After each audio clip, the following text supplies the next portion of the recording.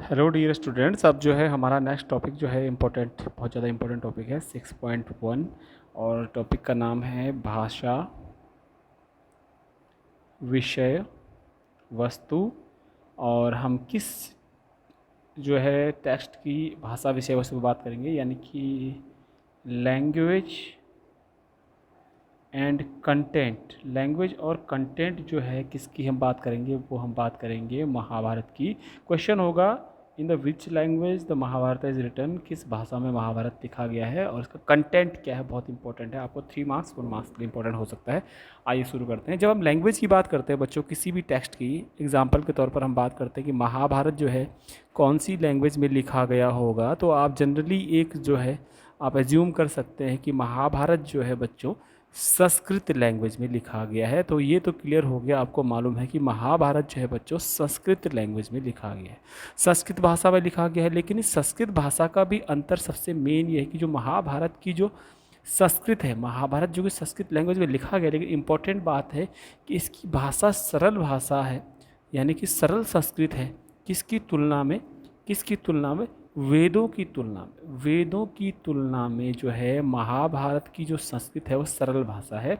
और प्रशस्ति जो है, प्रशस्तियाँ जो पहले संस्कृत में लिखी जाती हैं, उनकी तुलना में भी जो है महाभारत की संस्कृत जो है सरल है। तो कुल मिला के महाभारत की संस्कृत भाषा वेदों और प्रशस्तियों की तुलना में सरल भाषा है। तो इट इज़ द सिंपलर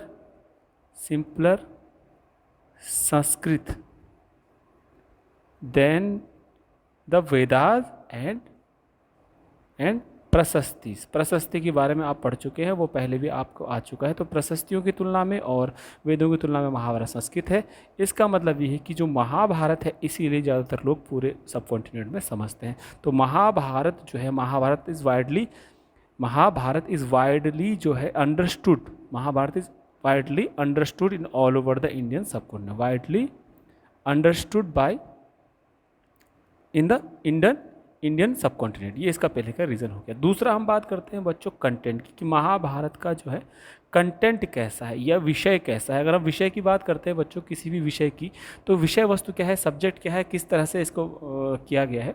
तो महाभारत का कंटेंट बच्चों 2 टाइप का है। मैं अगर आपको बात करूँगा, पहला टाइप को कहा जाता है, हिंदी में कहते हैं उसको आख्यान, और दूसरे को कहते हैं बच्चों उपदेशात्मक। आख्यान कहते हैं और उसको कहते हैं दूसरे को उपदेशात्मक। अब आख्यान के अंदर क्या आता है, सबसे पहले आपको बता दें, आख्यान को कहा जाता है इंग्लिश में दैट इज़ नैरेटिव, नैरेट किया गया है कुछ इसमें।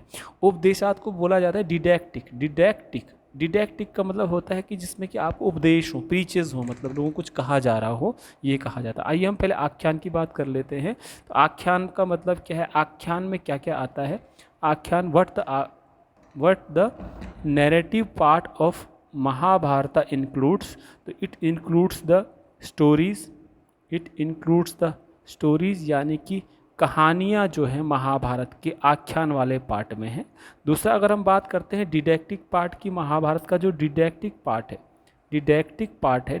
पार्ट का मतलब हो गया उपदेशात्मक जो पार्ट है बच्चों, उसमें जो है नॉर्म्स हैं, उसमें क्या है, नॉर्म्स हैं, यानी कि मानदंड जिसको कहा गया है। मानदंड का मतलब होता है समाज में उचित व्यवहार का लिए क्या करना चाहिए, क्या नहीं करना चाहिए, वो नियम, रूल, रेगुलेशन दिए गए हैं। यानी कि good conduct, good behaviour, good conduct, अच्छा व्यवहार करना, उसका बिहेवियर का सब इसमें मिलता है जानकारी उपदेशात्मक पार्ट में। ठीक है, तो कुल मिला के इसमें फिर भी हमने 2 बातों को फिर से देख लेना है। आख्यान में है कहानियाँ, लेकिन एक बात ध्यान से देखिएगा, इस कहानी स्टोरीज़ के अंदर अलग से आपको आख्यान के नैरेटिव पार्ट के अंदर आपको जो है अपने आप नैरेटिव पार्ट में भी इसके अंदर जो कहानियाँ, उसके अंदर भी आपको कहीं ना कहीं उपदेश मिलते हैं, यानी कि नॉर्म्स इसके अंदर भी मिलते हैं। दूसरी बात है, जहाँ आप बात करते हैं डिडैक्टिक पार्ट की या उपदेशात्मक पार्ट की बात करते हो, या डिडैक्टिक पार्ट की हम बात करते हैं, तो उसके अंदर भी कहीं ना कहीं स्टोरीज़ मिलती हैं।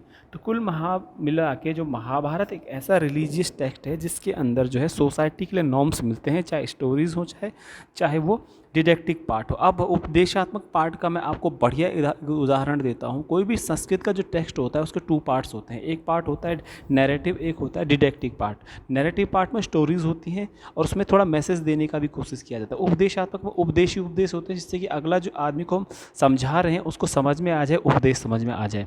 इसको उपदेशात्मक या डिडैक्टिक पार्ट को मैं सबसे बेहतरीन जो एग्ज़ाम्पल जो माना जाएगा, जो आपके समझ में क्लियरली आ जाएगा, आपने सुना होगा गीता के उपदेश या प्रीचेस ऑफ गीता, भागवत गीता, ठीक है।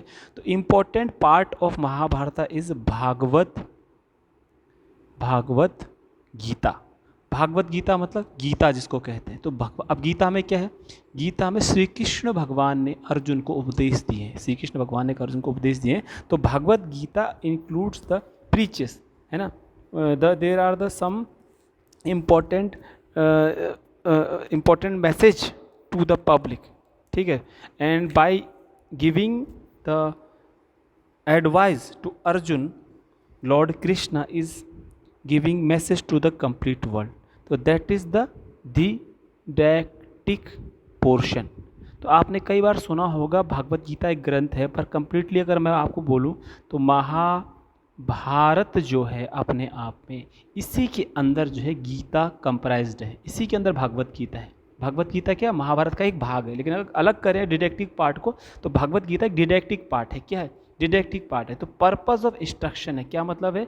गीता में क्या है? इंस्ट्रक्शन दिए गए हैं, इंस्ट्रक्शन है, उपदेश है, इंस्ट्रक्शन है, ठीक है। तो कंप्लीटली मैं इसको सॉर्ट कर रहा हूँ आपको। तो कुल मिला के दो बात हो गई आपके पास, ये महाभारत की जो लैंग्वेज है और महाभारत का जो कंटेंट है। तो लैंग्वेज की जहाँ तक हम बात करते हैं वो लैंग्वेज आपकी महाभारत की मिलती है संस्कृत में।